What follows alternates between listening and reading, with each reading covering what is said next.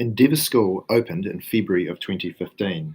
It was the first purpose-built innovative learning environment in the Waikato and one of only a few in New Zealand at the time. On our first day, we had 108 students and 8 teachers. By the end of 2018, we had 600 students and 33 teachers. Learning at Endeavour School is underpinned by 5 signature practices: collaboration, ubiquity, thinking, the environment, underpinned by personal excellence. Collaboration means we work together to achieve our learning outcomes. Ubiquitous learning is anywhere, anytime, not just at school. Thinking is about being caring, creative, critical, and metacognitive, thinking about our own learning. We use our environment to support our learning, and excellence means doing the very best we can. Kia tukaha, kia eke. Endeavour School is situated in Flagstaff in the northeastern suburbs of Hamilton.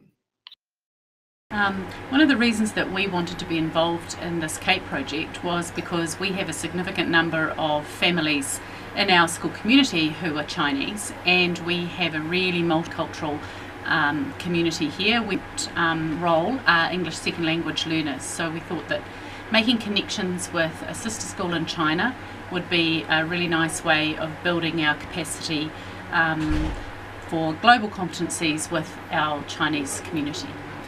We also talked to some of our families about going to Hangzhou and found out from them why it was such an important place to the Chinese, that it's a real holiday mecca, the importance of the lakes and the mountains and the beautiful temples that we were lucky enough to visit during the trip.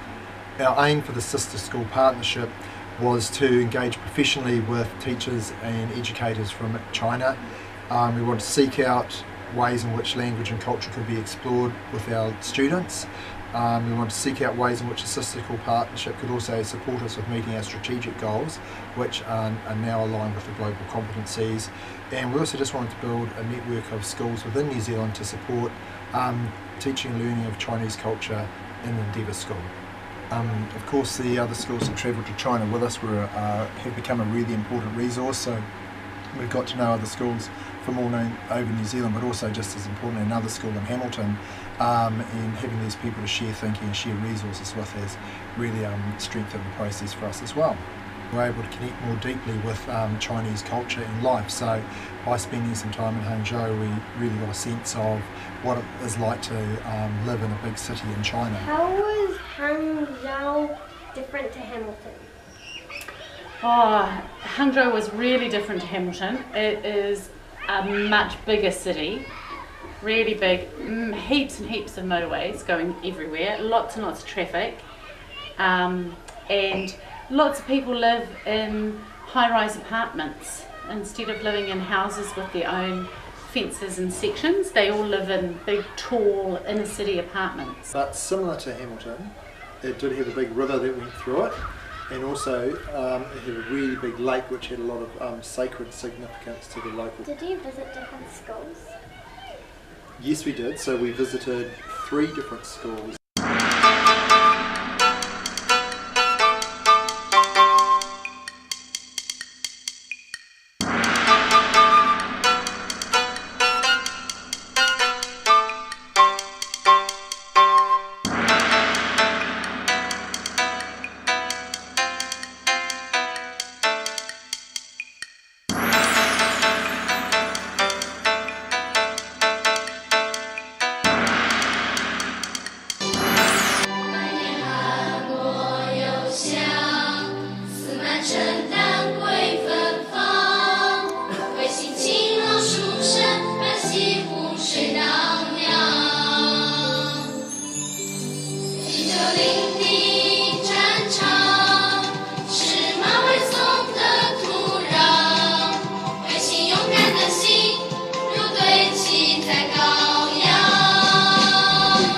Sister school, which we are hoping to continue to build our relationship with and learn from, and you guys as ambassadors will be getting to know students from there. Can you tell us about what our sister school is like in Hangzhou? In Hangzhou, our sister school. It's got a really long name, and it's affiliated with a science research institute. and they are really interested and passionate about gardens and gardening. So that was interesting. They've got lots of kind of fruit trees, and the children get to help pick the fruit and eat the fruit, and some of it was really different to what we have at our school. And we did some PE lessons, and they have one big field, and everybody goes out there with skipping ropes together and does skipping all at the same time, kind of like synchro skipping. So yeah, that was good. So we do something a little bit the same.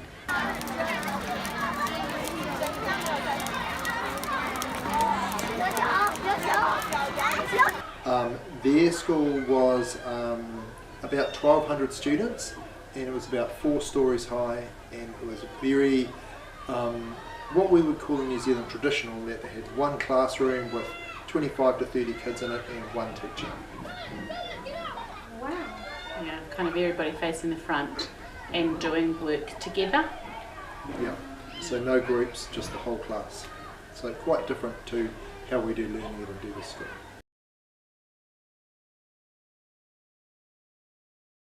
What did you guys enjoy the most?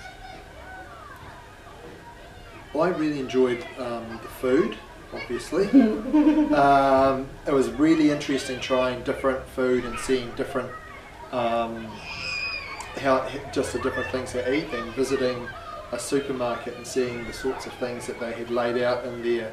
You know how we have like a vegetable department in the supermarkets in New Zealand, looking at the types of fruit and vegetables they eat, but also the sorts of other food like the fish and the turtles and the frogs, and all the interesting things, how they were laid out. That was really, really interesting and very good. Importantly, we were able to connect more deeply with Chinese culture and life. So by spending some time in Hangzhou, we really got a sense of what it is like to live in a big city in China.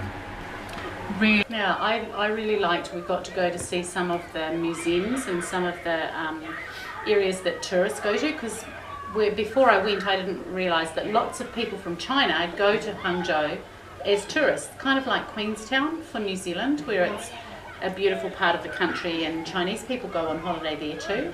So there were some really, really beautiful temples, and some of the shops were good as well. We went to some markets. Yeah. And just there's quite an interesting temple in the middle of the lake which is shaped a little bit like a boiled egg, and that was just really fascinating to see that as well. Since we've returned from Hangzhou, I reported back to the Board of Trustees and talked about how the experience was going to support the objectives that I talked about earlier, and we were able to integrate some of that thinking into our strategic plan.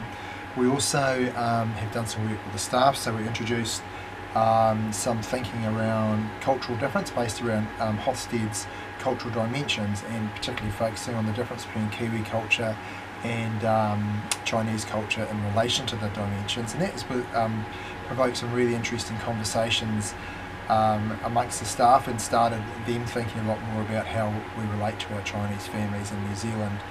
And part of that session was also introducing the global competencies, the OECD global competencies, and started teachers thinking about how they could begin to be integrated into teaching and learning programs.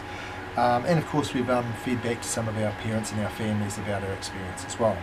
One of the key groups of people that were really interested to learn about our time in Hangzhou was our ELL department, and so spent some time with them when we first got back, sharing our photos, talking about what we'd learned, what we'd experienced, some of the highlights.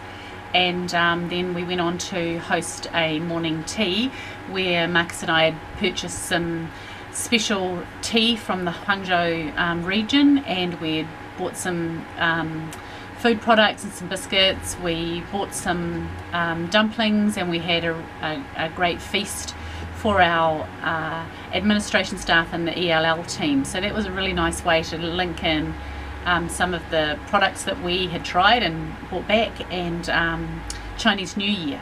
So we took photos of that and sent them over to our sister school, and they really appreciated receiving. They were able to share with us some of the ways that they'd been celebrating in China, and one of the things we learned that was really interesting was that their students had visited elderly people in some old folks' home. Something that we can take on board going forward next year and get our children involved with. Whilst away, we also took a massive amount of photos, and we're planning on developing these into a resource pack that can be used as provocation to compare what's the same and what's different between Hamilton and Hangzhou.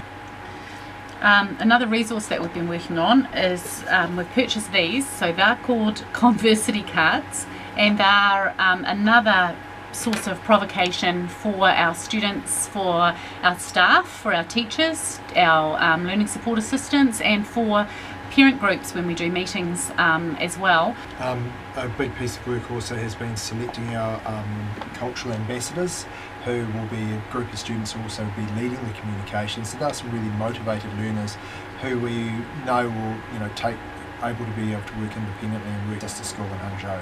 I think in terms at Endeavour School we're very fortunate in that we have quite an open mindset with our teachers. So if we're considering the challenges that are facing us, that's nothing to do with attitude or recognition that this isn't a really important connection. The key challenges are fairly obvious ones in terms of the time difference, so the ability for children to face with our sister school in Hangzhou will be a challenge. It's not insurmountable, but it's something we'll have to plan specifically for. And just also using WeChat as a primary communication tool is a little bit of a challenge in that our Chinese colleagues don't use Google, which is our primary way. So it's about teaching children a new forum of communicating. Probably the biggest challenge is actually fitting some explicit teaching around the global competencies into an already very crowded curriculum, and making sure that children understand what they're learning and why they're learning it. I'm looking forward to meeting Chinese friends online soon. It will be fun making friends who live in Hangzhou. We are excited to find out more about China and Hangzhou. It'll be cool to learn lots more about China and what school is like there. I'm looking forward to teaching our sister school all about New Zealand and Endeavour School.